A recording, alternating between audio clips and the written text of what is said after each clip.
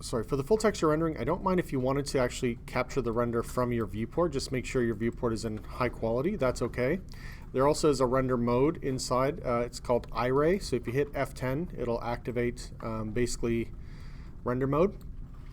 I don't quite recall. There is a way to switch the background image, but if you go back on the port. Yeah. So yeah, if you wanted to, you could load a different environment that might be maybe more appropriate, or just something to kind of help show off the object. I find I like the studio setups oftentimes. So yeah, let's see. I think we just click on it, yeah. Or maybe click on it twice. Yeah, just drag it in, and then I'll go back to render. Okay. So then you get some decent lighting. So if you wanted to do, I just want a couple of still angles with the full material. So that's totally fine. Not the full turnaround? Yes. For this, for the full color, just the a couple of stills. Okay. And then for the texture itself without. Then for the low res mesh, we'll talk about that. So in the submission, I do want the full texture set. So I'm going to go to File, Export Textures. So usually you want to pick your folder, which is going to have your source images. Right now I've got the outplate template as PBR metallic. So if yours is maybe not full metal, you can make sure it's on PBR specular glossiness. And if you started with PBR metal, you can switch to the option for converted for metallic roughness. In this case, I'm just I'm going to keep it as PBR metallic roughness. PNG is fine, and 4K texture. You want to make sure this is also enabled dilation and diffusion. So that basically extends the border around the shells of the pixels by 16 pixels all around. And you can also tell it to export shader parameters. I haven't quite figured out how to use that yet. And then in terms of templates, I will typically double click the Arnold AI standard just to make sure it outputs the correct maps here. One other thing you'll notice is that it will output, I believe, a displacement, a height map it's also called, and that's in 16 bits as well as the normal is 16 bits. The reason that's crucial is that those maps have a lot of detail and they need to have a lot more colors. I think you're going from something like 16 million colors to something like 267 billion possible colors, okay? So I'm going to just hit export. That will output everything.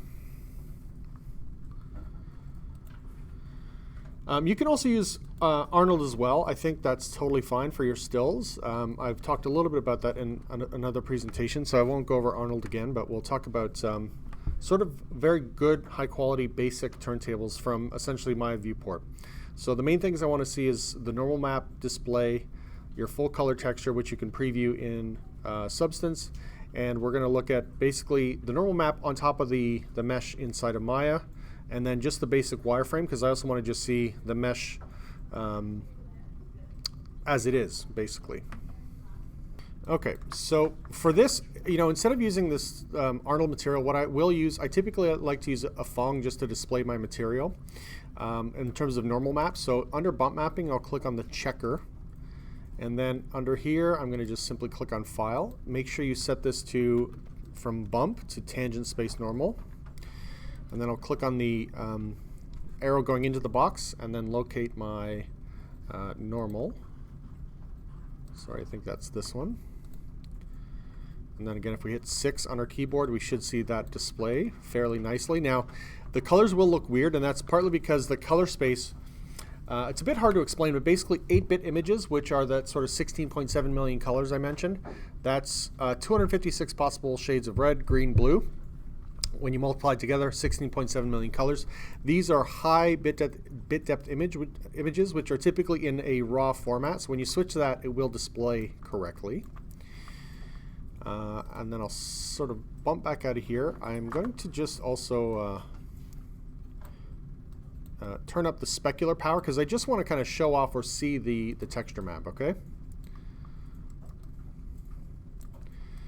Now, for a turntable, what I basically recommend is we turn on our gate mask, and then I'll select my perspective camera and make sure I set the display option to 1.0 for overscan.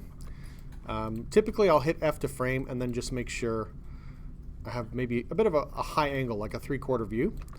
Then I'll go into animation, visualize, create turntable, and then I'll select the option here. So I want this to be, it's 24 frames a second, so I'm going to go to 240 frames, hit turntable. I'll set my timeline as well, 240 frames as well as the display, and then we'll hit playback. Okay. So that looks pretty good. Now this does have slow in, slow out. This is a common thing that I see, and in a professional turntable you don't really want to see that. So I'll go to Windows, Animation Editor, Graph Editor.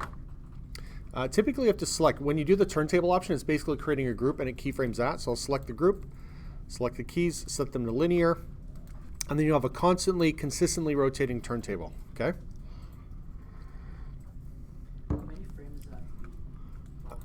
240 frames at 24 frames per second, yeah.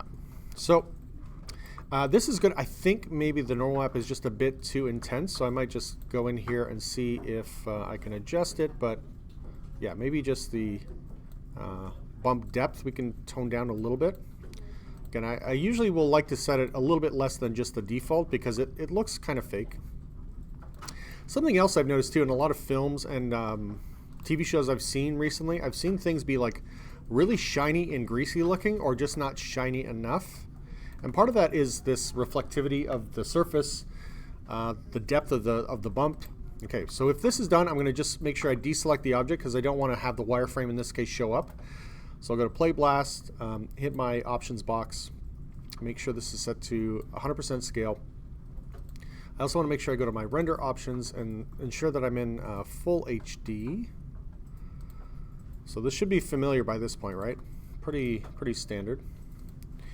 So yeah, scale 100%. Encoding, yeah, this is a little bit tricky. So you couldn't save this as an AVI, but all the codecs are kind of trash. So I'll save it as an uncompressed AVI, but you will or you must convert this afterwards when you're done. Just because the file size is something like, I think 4 gigs on average for 240 frames. So I'll go to Save File. Hit Play Blast. Small issue where I'm seeing this gate mask thing. That's because if I go back into the render settings, I want this to not capture the display size from the window, but from the render settings. So I actually get a true 1920 or 1080, 1920 by 1080, or you can go to custom and enter it manually. But so good to save these settings. If you know you're going to do this a lot, this will just keep those settings as default. Correctly. If you didn't want to, let's say, display all the info, you could turn off the heads-up display. I do want for the wireframe version of this, so for wireframe, I'm simply going to go in here, set this to bright white, and I'm going to select the mesh or turn on basically the wireframe option. What I do want in here, though, is to make sure that the wireframe is black. I prefer the wireframe being in black, so for that, I'm going to go to Windows, Settings and Preferences, Color Settings. Then under Inactive Selection, Objects, you'll see Polygon Surfaces. Just set that all the way to the left. Hit Save. A couple settings I did forget to do are in the viewport options. So I'll go to Render, Viewport Settings. And I basically want to enable Ambient Occlusion. Screen space ambient occlusion, and then I want anti-aliasing, which gives me the smoothest kind of possible render, at least from the viewport. So I'll hit that, right click. By the way, I should convert this. The other thing is this will just save right over this film. So I'm going to open up Adobe. You can use Handbrake as well. I use Adobe Media Encoder.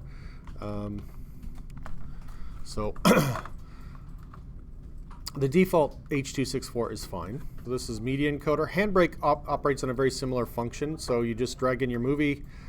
You typically will have a default, usually it's like high quality H.264, which is again fine.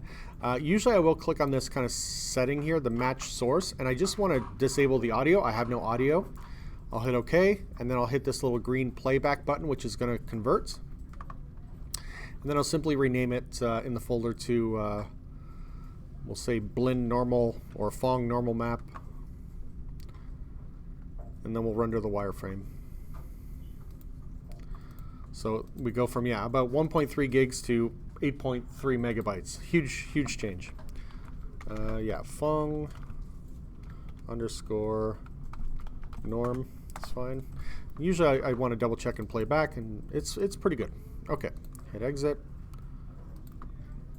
Close this up. Right click, play blast.